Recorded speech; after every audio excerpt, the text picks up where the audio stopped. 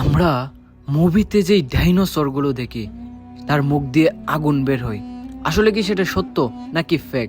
আজকে সেটাই জানবো।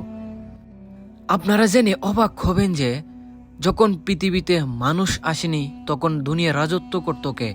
এক কথাই ডাইনোসর। যত বছর আগে বিলুপ্ত হয়েছে তার কোটি কোটি বছর পর পৃথিবীতে মানুষ বসবাস করতে শুরু করে। বিজ্ঞানীরা বলেছেন প্রায় ৬৬ মিলিয়ন বছর আগে ডাইনোসর পৃথিবীতে জন্ম নিয়েছিলেন। কেউ কেউ বলে সেটা আসছে মাটি ফুঁড়ে, আবার কেউ বলে সেটা নাকি আসমান থেকে আসছে।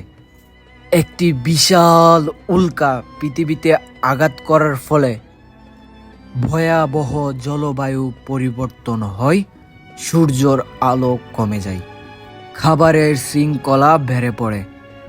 এই জন্য অধিকাংশ ডাইনোসর টিকে থাকতে পারেনি।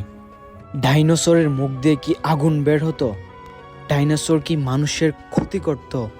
না, কারণ ডাইনোসর যত বছর আগে পৃথিবী থেকে বিলুপ্ত হয়ে যায় তার কোটি কোটি বছর পর পৃথিবীতে মানুষ আসে।